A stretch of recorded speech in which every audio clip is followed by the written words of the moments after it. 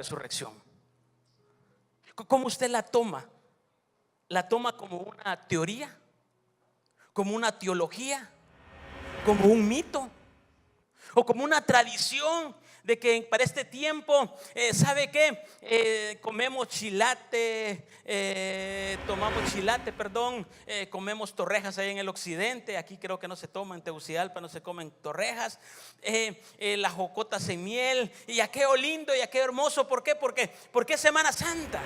Y hay que celebrar la Semana Santa, pero verdaderamente entendemos el concepto de qué es la muerte de Jesús y qué es el poder de la resurrección.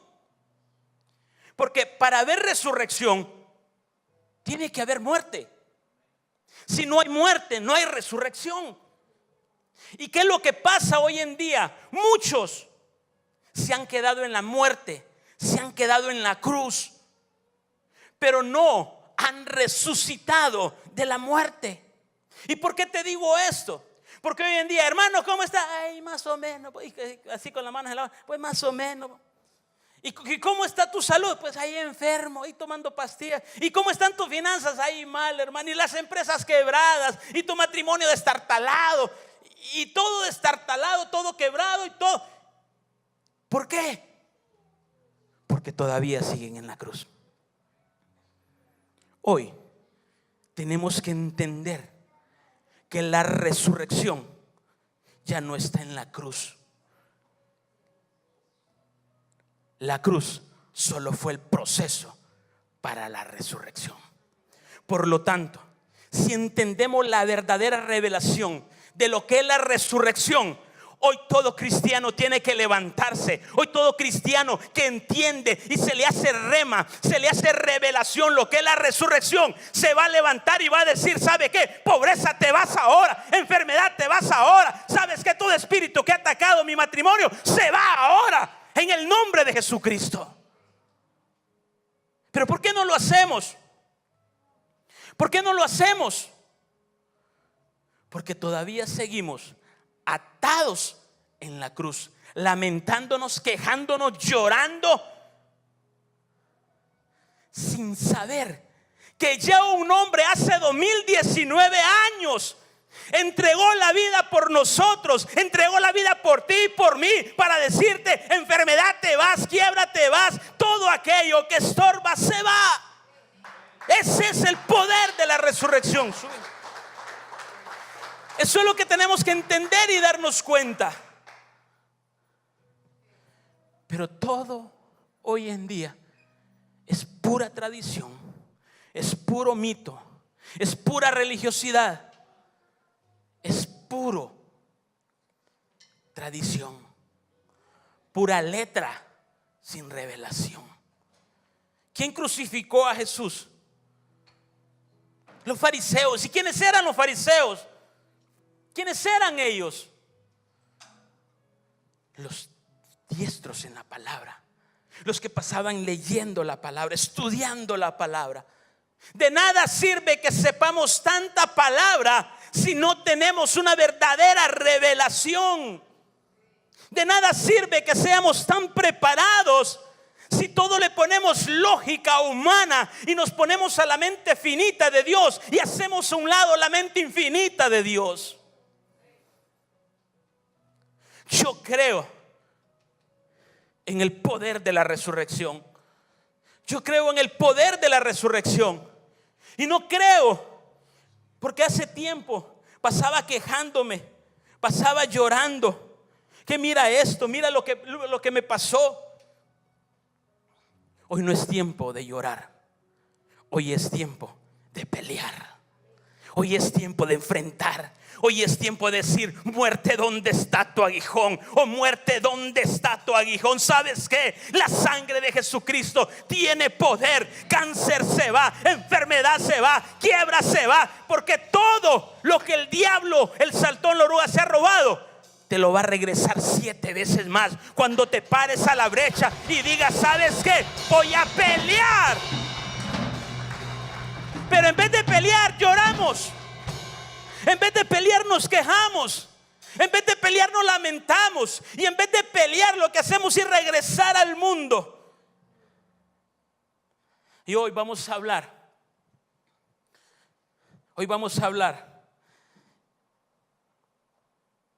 de cómo tener la resurrección en nuestras vidas. Y la palabra de Dios dice que Él adiestra mis manos para la batalla.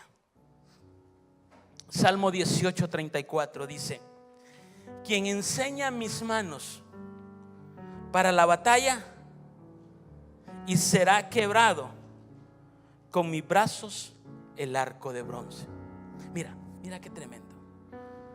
Quien adiestra mis manos para la batalla, para que el arco de bronce sea quebrado. ¿Qué significa enseñar? La palabra enseñar viene de la palabra lamad, que significa enseñar, aprender, motivar a aprender. O sea que Dios dijo: voy a enseñarte,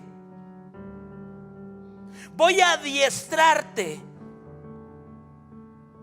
voy a motivarte para que aprendas a ganar las batallas, a pelear las batallas.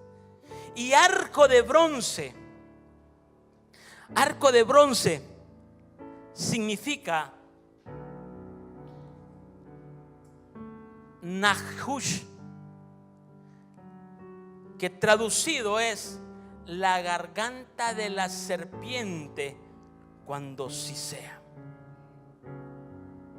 O sea, que dice la palabra: yo te voy a adiestrar tus manos para que le arranques la garganta a la serpiente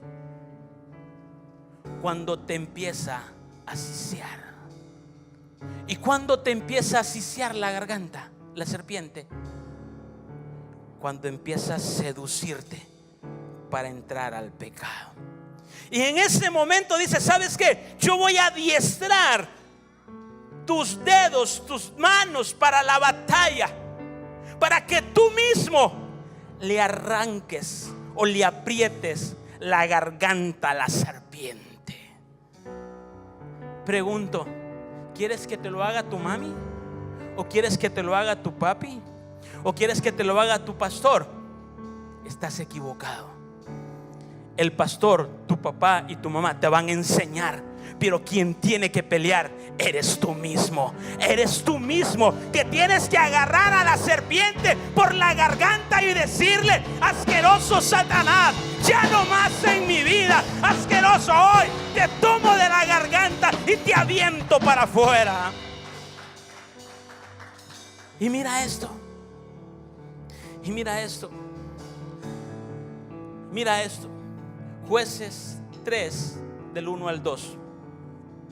Jueces 3 del 1 al 2 dice: estas pues son las gentes que dejó Jehová para probar con ellas a Israel. Mire qué tremendo esto. Viene Dios, los saca del pueblo de Israel, de Egipto, y les entrega la tierra prometida. Pero en la tierra prometida dice la palabra de Dios en Jueces, y dice: y los dejó. Estas pues son las gentes que dejó Jehová, dejó Dios para probar con ellas a Israel. A todos aquellos que no habían conocido todas las guerras de Canaán. Y dice: para que al menos, ¿quiénes trajeron Biblia? Se lo voy a poner para los que no trajeron, pero la próxima tráiganme, please, porque quiero que entiendan esto. Jueces capítulo 3 verso 1 dice: estas pues son las gentes que dejó Jehová para probar con ellas a Israel, a todos aquellos que no habían conocido las guerras de Canaán. Para que al menos, verso 2, para que al menos el linaje de los hijos de Israel conociese. ¿Qué es conocer? ¿Qué letra del nombre del Padre es conocer? ¿Cuál? Bab, correcto, Bab. ¿Y Bab está en qué lado de parte del Padre? Dios tiene la parte fuego y la parte fría. La parte fuego es Yud, Hey, y la parte fría es Bab y la segunda Hey. Entonces dice, ¿sabes qué? Estos ahorita solo tienen teoría, solo tienen la sabiduría, solo tienen el entendimiento, pero hoy los voy a pasar a la parte fría para que conozcan mi parte fría y se den cuenta que lo que aprendieron en la teoría tienen que practicarlo con la práctica. Por eso es, y le dice, para que al menos el linaje de los hijos de Israel conociese para ser enseñados en la guerra, siquiera fuese a los que antes no le habían conocido. Entonces, ¿qué pasa? Dios usa el bien y el mal. ¿Para qué? ¿Para qué? Para educarnos, para enseñarnos. Porque la palabra probar es la palabra nasá, que significa probar, intentar, pero aquí viene practicar. Entonces dice, ¿sabes qué? Yo voy a dejar a estos filisteos incircuncisos en la tierra que yo les he prometido para que practiquen lo que han aprendido de mi palabra. O sea que usted viene solo a la iglesia y viene a aprender, viene a ¿cómo se llama? A escribir. Pregunto, ¿están pasando la práctica? ¿Lo han practicado? ¿O pasamos quejándonos, llorando, lamentándonos? ¿Por qué? Porque solo somos teoría, pero no práctica. Y el mensaje de la esposa del Cordero es por experiencias, no por teorías. Entonces dijo, ¿sabes qué? Voy a probarlos, a adiestrarlos en el arte de la guerra. Por eso, cuando te viene una situación difícil, cuando te viene un problema, cuando nos viene una situación adversa, alégrate, porque es el tiempo de practicar lo que hemos aprendido de parte de Dios, para poner en práctica lo que Dios dijo: en Cristo todo lo puedo, todo lo puedo, no habrá nada imposible. Por un lado viene tu enemigo, por 7 salen huyendo. ¿Sabes qué? Adiestra mis manos para la batalla, para arrancar la garganta de la serpiente. ¿Qué pasa hoy en día? Hoy queremos que nos runruneen como niños. Queremos que nos sigan dando lechita. Queremos que nos sigan alimentando nuestro sentimentalismo. Yo vengo a decirte de parte de Dios, y lo digo con temor, y estoy en un lugar santo. ¿Sabes qué? Dios no quiere niñerías para los que aspiran a ser la esposa del Cordero. Si quieres ser niño, está bien, quédate con ser salvo. Pero te he dicho ciertamente, yo siempre voy a enseñarle y voy a predicarle a la esposa del Cordero, aquella que llegará al lugar santísimo, aquella que conocerá el rostro de nuestro Señor Jesucristo, aquella que en un día, en un momento, cuando lleguemos a su presencia, el velo se ha quitado y conozcamos a Jesús, a mi esposo, a mi amado Jesucristo. Entonces, ¿qué es lo que pasa? Mira esto. Dios dice: voy a probarlos. Voy a probarlos, pero la palabra probarlos es para que practiquemos lo que hemos aprendido. Y dice: los voy a llevar ya al lado frío de Dios. ¿Sabe qué? El enamoramiento, el contentamiento, el primer amor y aquella hermosura que deseo que se haga domingo para estar alabando al Señor. Deseo que sea miércoles para estar en la casa del Señor. Deseo cada día. Muchas veces eso solo es el primer amor, pero este solo es el comienzo de lo que Dios quiere hacer, y llevarnos a la parte fría de Dios. Posteriormente voy a estar hablando de lo que es la parte fría y la parte caliente de Dios, que es el crecimiento teórico y el crecimiento práctico. Entonces sabemos por el capítulo 1 en el libro de Jueces que estas naciones enemigas permanecían ahí en esa tierra porque los israelitas no habían obedecido a Dios y no las habían expulsado. O sea, Dios permitiría que los enemigos permanecieran ahí para probar a los israelitas, es decir, para darles una oportunidad de ejercitar la fe y la obediencia. Ahora bien, ¿cuántos filisteos, cananeos, jebuseos y todos los feos están en tu vida? ¿Cuántos de esos feos nombres están aún en tu vida? Orgullo, soberbia, mentira, y etcétera, etcétera. Entonces dice el Señor, lo voy a dejar ahí para que aprendan el arte de la guerra y aprendan a determinarse que Él adiestró mis manos para la batalla, para agarrar el arco de acero, otros dicen el arco de bronce en otras versiones. Entonces, y dice en el verso 2, dice, para que al menos el linaje de los hijos de Israel, para que al menos, verso 2, para que al menos el linaje de los hijos de Israel conociese, para enseñarlos en la guerra, si quiere fuese a los que antes no habían conocido. ¿Para quiénes fue entonces? O sea, mire qué tremendo. Dice, Dios los saca y dice, los voy a adiestrar a la guerra. Pero dice, ¿para quiénes? O sea, yo aquí quiero que me entiendan algo. Están las criaturitas que vienen naciendo, pero dice, yo voy a prepararlos. Y eso, gloria a Dios, porque la salvación es por gracia. Tenemos la sangre, tenemos el fuego del Espíritu Santo y tenemos las aguas de su nombre por gracia.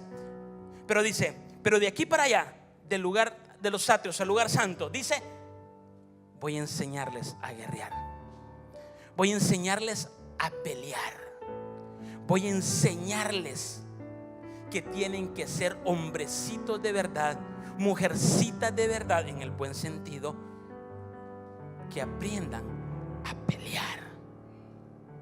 Y dice, para el linaje. ¿Y quién es el linaje? La esposa del Cordero. Dice, somos real sacerdocio, nación santa, pueblo escogido por Dios, que nos llamó de las tinieblas a su luz admirable. Entonces, ¿qué pasa? Dice la palabra de Dios que Él nos llamó, nos dejó el arte de la guerra para preparar a la esposa. Por lo tanto, lo que has pasado, iglesia, el problema que estamos pasando, démosle gloria a Dios, porque es el momento de hacer la práctica. Es el momento de decir, wow, para esto fui enseñado, para esto yo he estudiado, para esto yo fui preparado, para esto Dios me ha llamado, para esto Dios me ha llamado. Eso es la gloria de Dios, porque en el proceso del Getsemaní a la resurrección está el proceso de la cruz. Y ahí es donde verdaderamente flaqueamos. Entonces, ¿qué pasa? ¿Qué pasa? Dice la palabra de Dios en Primera de Corintios capítulo 10, 12 y 13. 10, 12 y 13. Dice la palabra: así que el que piensa estar firme, mire, no caiga. Verso 13: no os ha tomado tentación sino humana, mas fiel es Dios para que no os dejara ser tentados más de lo que podéis llevar. Antes dará también juntamente con la tentación la salida para que podáis aguantar. Entonces dice, Dios nos va a permitir la tentación, pero no nos va a permitir algo más que nosotros no podamos llevar. O sea, si estás pasando una prueba, un momento difícil, es porque la puedes cargar, es porque la puedes llevar, es porque puedes aguantarla. Porque dice: antes dará también juntamente con la tentación la salida. O sea, ¿sabes qué? Te pone el problema, pero te pone la salida. Te pone la dificultad, pero te pone la solución. Te pone la enfermedad, pero te pone la salud. Te pone la quiebra, pero te pone la prosperidad. Por lo tanto, ¿a quién le corresponde llegar a cumplir? A nosotros, ejercitando el arte de la guerra. El arte de la guerra. Entonces, ¿qué pasa?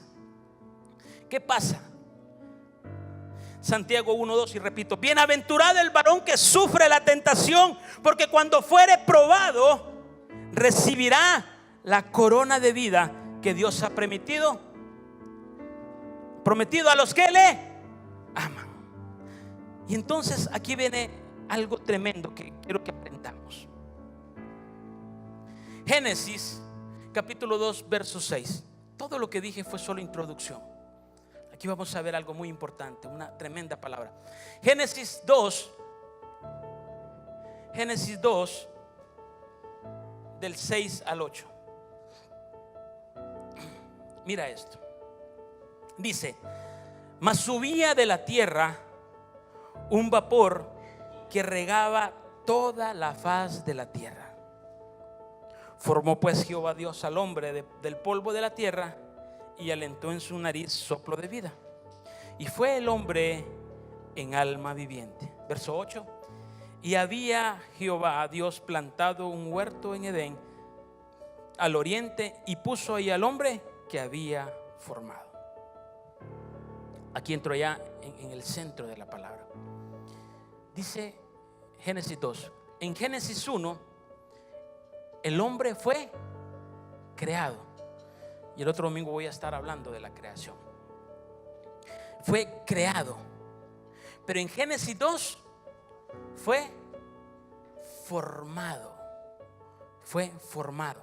Y dice: ¿y dónde fue formado el hombre? ¿Dónde fue formado el hombre? Fuera del Edén. ¿Y qué había fuera del Edén? Lo dice Génesis 2:6. ¿Qué había fuera del Edén?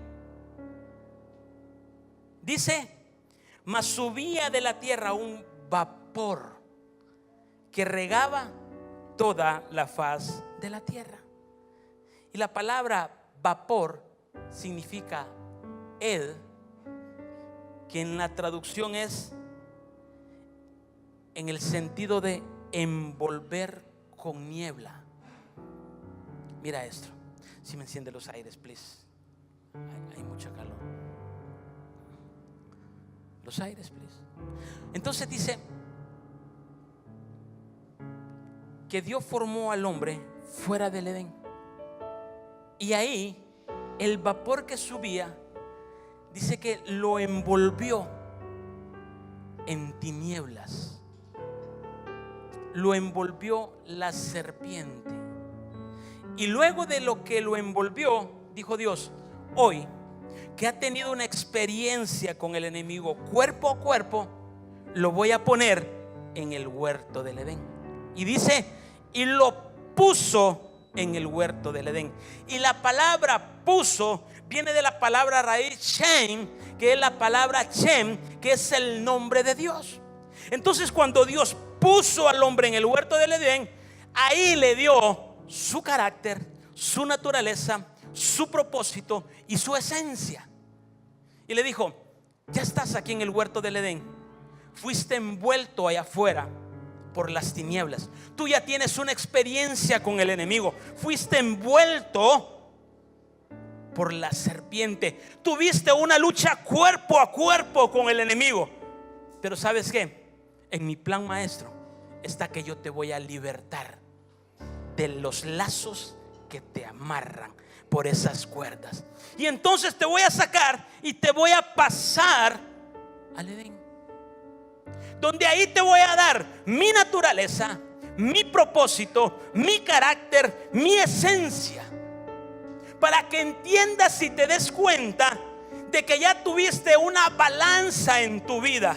Ya tuviste la experiencia con Satanás, con Lucifer afuera, y ahora tienes la experiencia de mi nombre, de mi propósito, de mi esencia, de mi carácter en el huerto del Edén. Pero mira qué tremendo esto. Y entonces el enemigo lo envolvió.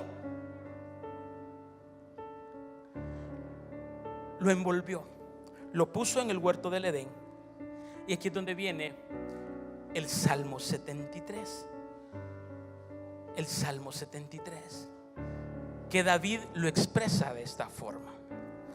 Mira qué tremenda esta palabra. Nosotros muchas veces estamos en la iglesia, servimos en la iglesia, venimos a la iglesia, pero estamos enrollados por la serpiente.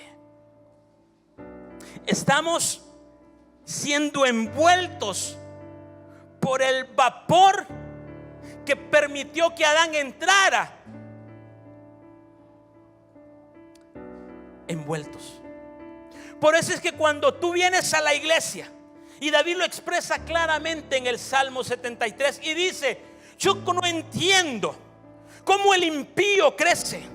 Yo no entiendo cómo el impío no es atacado. Yo no entiendo cómo el impío hace riquezas. Yo no entiendo por qué el impío vence tanto, no tiene tantos ataques, no tiene tanto sufrimiento. Y yo que paso sirviéndote, yo que paso congregándome, yo que paso en la iglesia, yo que paso en comunión contigo, yo que paso ahí, no puedo ver tu gloria. Salmo 73, y lo leo rapidito. Y dice: ciertamente bueno es Dios de Israel a los limpios de corazón. Verso 2: mas yo casi se deslizaron mis pies, por poco resbalaron mis pasos, porque tuve envidia de los insensatos, viendo la prosperidad de los impíos. Porque no hay ataduras para su muerte, ante su fortaleza está entera. No están ellos en el trabajo humano, ni son azotados con los otros hombres. Por tanto soberbio los corona, cúbrense de vestidos de violencia.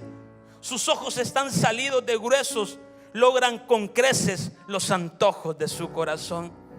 Soltáronse y hablan con maldad de hacer violencia. Hablan con altanería, ponen en el cielo su boca y su lengua pasea la tierra. Por eso su pueblo vuelve aquí y aguas de lleno les son exprimidas. Verso 11. Y dicen: ¿cómo sabe Dios? ¿Y hay conocimiento en lo alto? He aquí estos impíos, sin ser turbados del mundo, alcanzaron riquezas.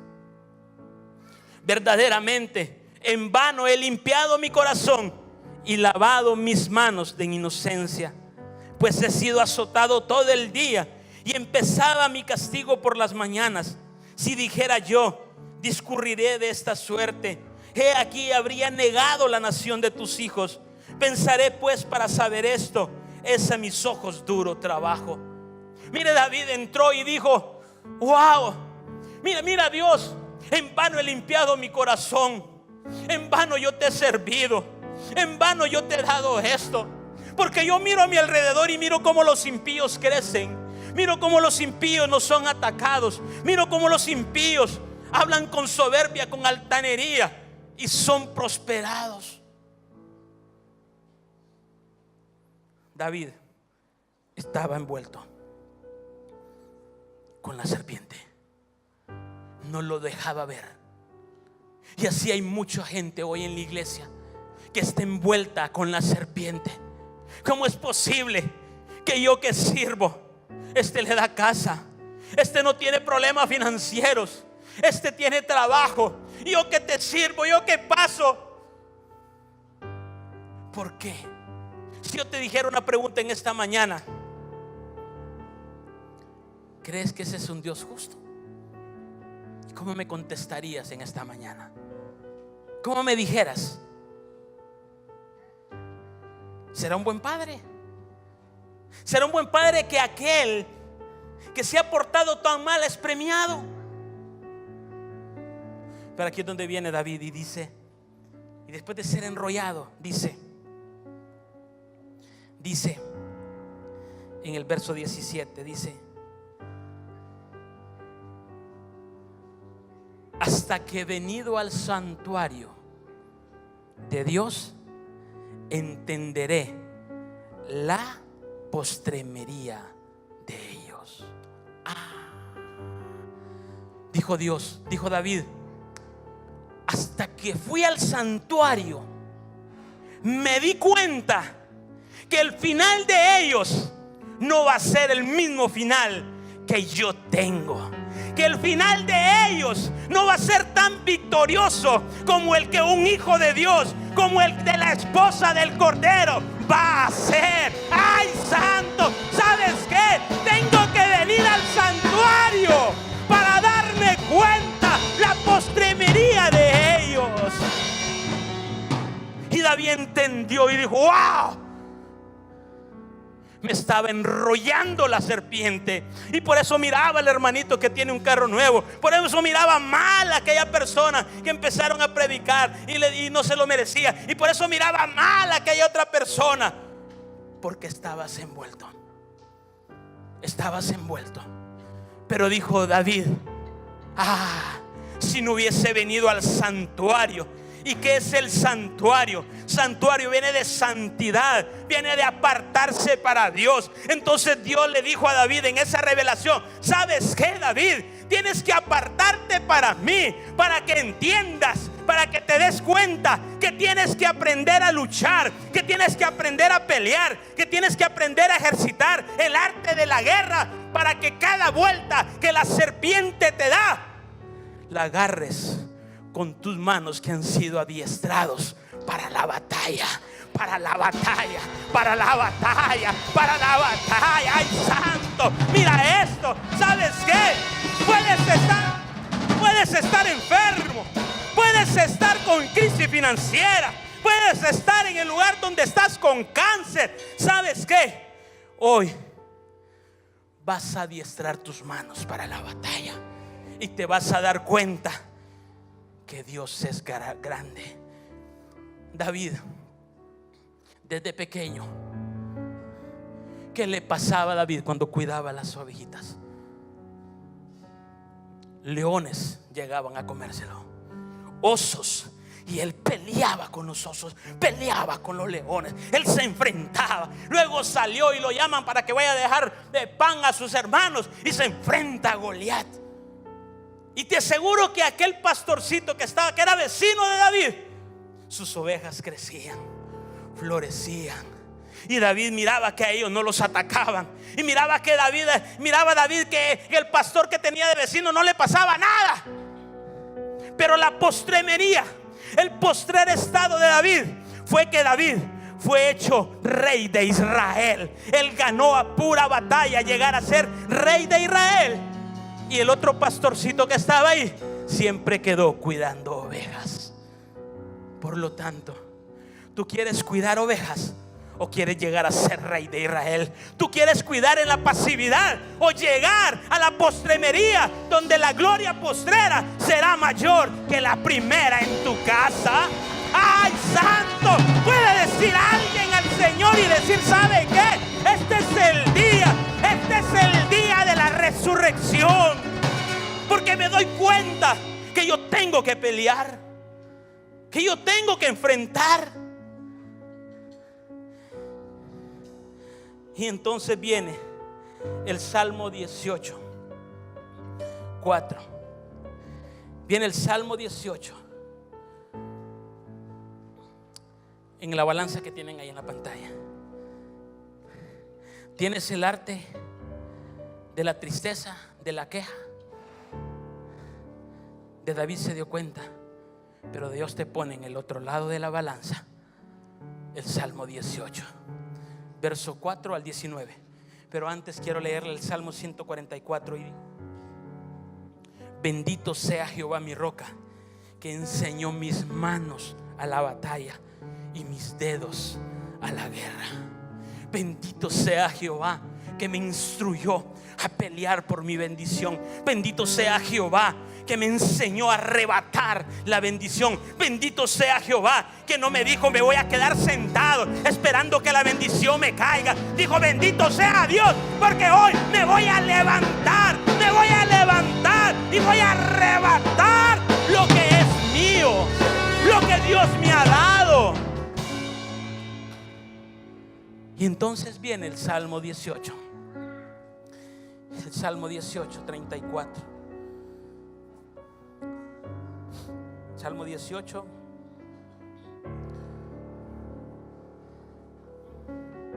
18:4. Dice: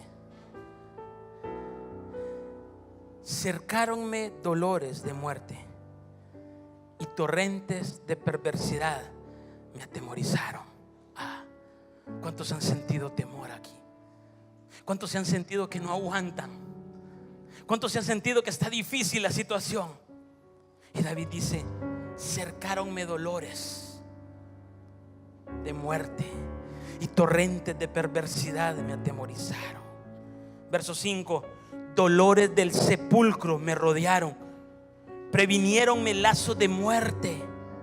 En mi angustia invoqué a Jehová y clamé a mi Dios. Y dice: Él oyó mi voz desde su templo y mi clamor llegó delante de Él a sus oídos. Los lazos de muerte no son para atemorizarte. Los lazos de muerte tienen que ser para clamar a Dios, para clamar a Dios. Y dice el verso 7: y la tierra fue conmovida y tembló, y moviéronse los fundamentos de los montes y se estremecieron, porque se indignó Él. Verso 18:8: humo subió de su nariz y de su boca consumidor fuego, carbones fueron por él encendidos. Y bajó los cielos y descendió, y oscuridad debajo de sus pies. Escucha esto. ¿Qué está profetizando David ahí? Tiene que hacerse rema lo que estoy diciendo. ¿Qué está profetizando David ahí? La muerte de Jesús en la cruz del Calvario. Y mira esto.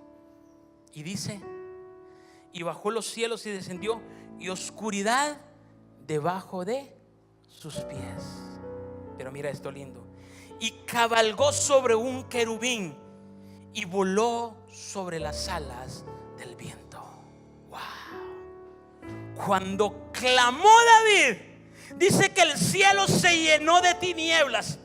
Bajó Dios en un querubín y cabalgó, y dice, y puso tinieblas para que la luz no se mirara. Pero en ese momento de angustia, en ese momento de soledad, era el Padre que estaba ahí cabalgando.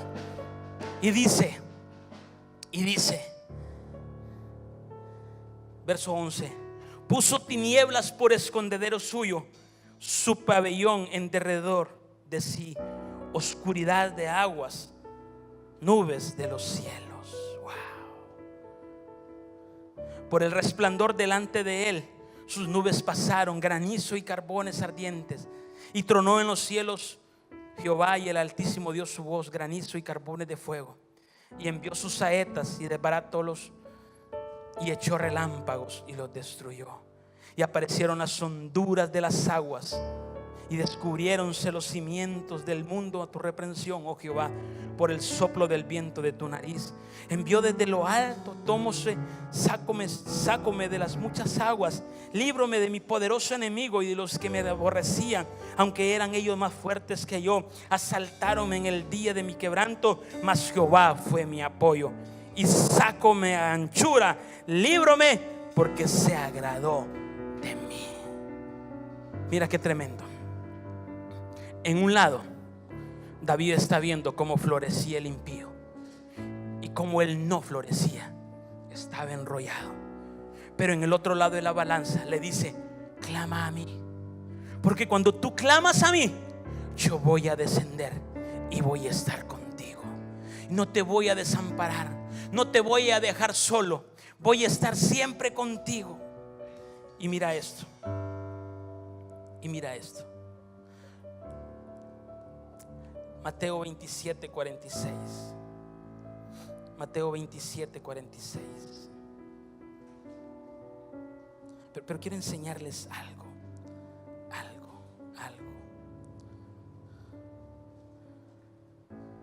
Sí, pasa, Luis, estoy terminando. Quiero enseñarles algo. Lucas 22, 23:44 dice: y cuando era como la hora de sexta, fueron hechas tinieblas sobre toda la tierra hasta la hora de nona. Verso 45: y el sol se oscureció y el velo del templo se rompió por medio. Verso 46: entonces Jesús, clamando a gran voz, dijo: Padre, en tus manos encomiendo mi espíritu. Y habiendo dicho esto, expiró. Ok.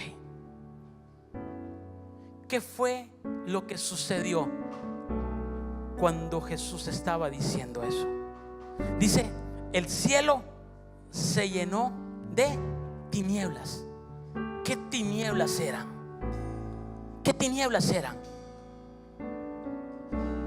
¿Qué tinieblas eran? Las tinieblas del Padre. O sea, cualquiera dice: cuando Jesús murió, el diablo oscureció todo. Falso. Eran las tinieblas del Padre, porque Él descendió donde estaba la cruz y dice: cabalgó como un querubín y le dijo: hijo, tú no estás solo. Hijo, tú has clamado a mí y yo estoy aquí para librarte de los lazos de la muerte que te tienen en esa cruz, para librarte de la opresión que estás en esa cruz, para librarte de la enfermedad que estás en esa cruz. Por eso tú clamaste. Por eso tú clamaste. Y el Padre descendió como un querubín y dijo: voy a poner tinieblas para que no me miren, pero yo ahí voy a estar en medio de esos lazos de muerte que te han aprisionado, que te han atado.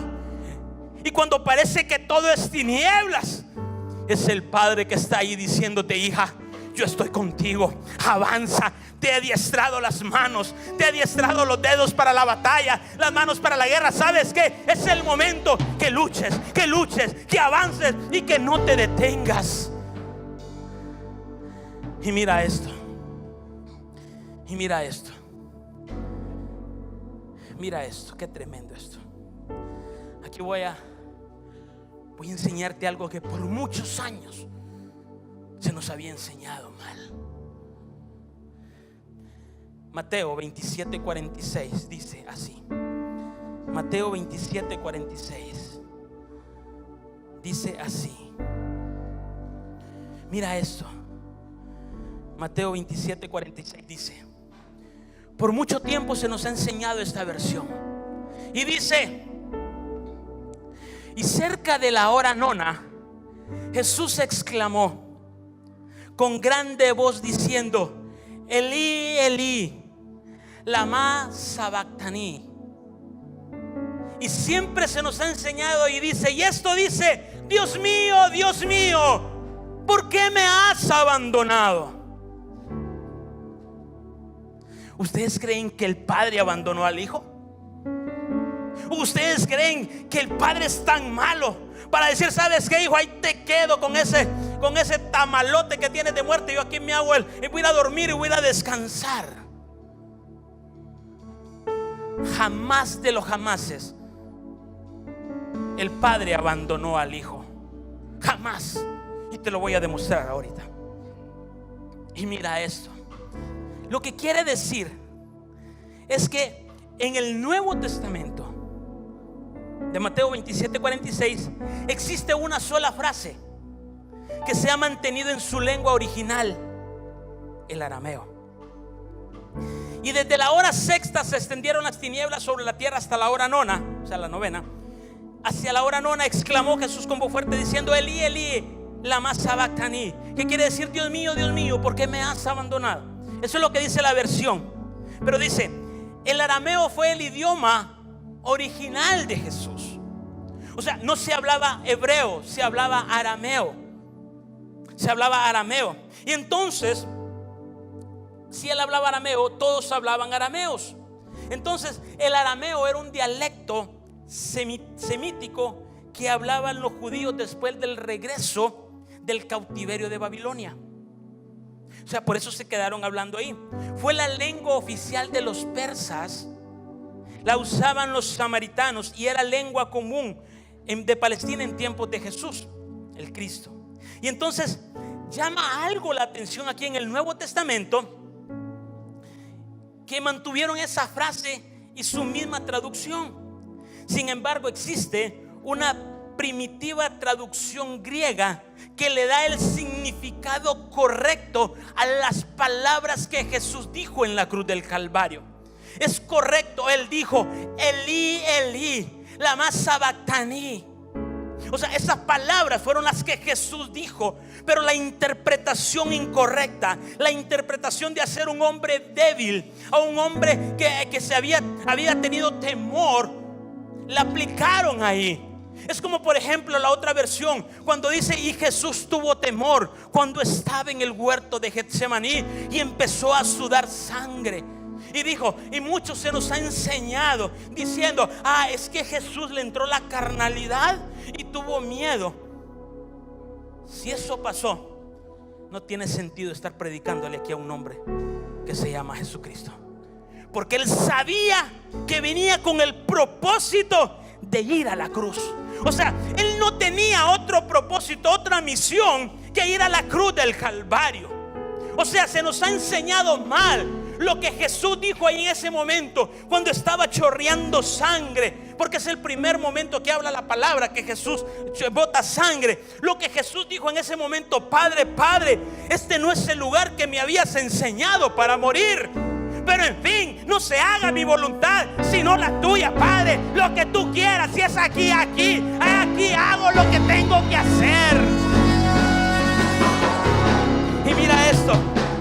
Y cuando dice Elí, Elí, lama sabactani, lo que quiere decir en el lenguaje correcto de la traducción es: Elí, Elí, en efecto es Dios mío, Dios mío. Pero lema proviene de la raíz lema, que significa para este propósito, para esta razón. Y sabactani significa reservado, dejado, guardado o elegido. Entonces, lo que Jesús dijo con Elí, Elí, lama sabactani fue: Dios mío, para este propósito yo fui elegido. Para este propósito es la razón de venir a este mundo. Para este propósito es que yo estoy aquí crucificado. ¿Sabes por qué? Porque tú estás conmigo. Jesús nunca que estaba solo. El Padre estaba con él siempre. Y cuando dijo lama, Elí, Elí, lama sabactani, Padre, he cumplido, he terminado la carrera, voy victorioso a ti. Padre, ¿sabes qué? Encomiendo mi espíritu, porque los lazos de muerte que me estaban atacando en la cruz, yo clamé a ti y tú viniste en un querubín cabalgando y decirte: lazos de muerte, ¿sabes qué? ¡Fuera! Eso es lo glorioso, eso es lo victorioso de la resurrección. Eso es lo que tenemos que entender, el poder de la resurrección. ¿Qué lazos de muerte te están enrollando o te están envolviendo. Tú que me escuchas en la radio, que predicas la palabra, ¿qué lazo de muerte está en tu cruz ahorita? ¿Qué cruz tienes? Y empieza a decir las palabras: Eli, Eli, lama sabactani. Padre, yo vine aquí en esta tierra, vine como un giborín, vine como un valiente guerrero. ¿Sabes qué? A recuperar la forma cuadrada, porque volveré a la roca donde fui cortado y regresaré con un cuerpo glorioso para ir a otros universos. Y entonces, la primera mal traducida muestra a un Jesús débil, a un Jesús débil antes de morir, un ser muy humano. Y la segunda y la correcta traducida muestra a un Jesús fuerte, muy divino, gritando al mundo que él sabía porque el Padre lo había dejado morir en la cruz. Es un grito trascendente de victoria, de valor, de sacrificio, de amor por la humanidad y la comprensión. Entonces, ¿qué es lo que pasa? Volviendo al diagrama, estoy terminando. Volviendo al diagrama, Colosenses capítulo 2, verso 14. Colosenses capítulo 2,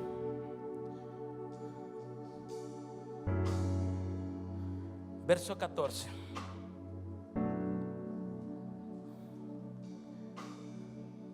Dice así: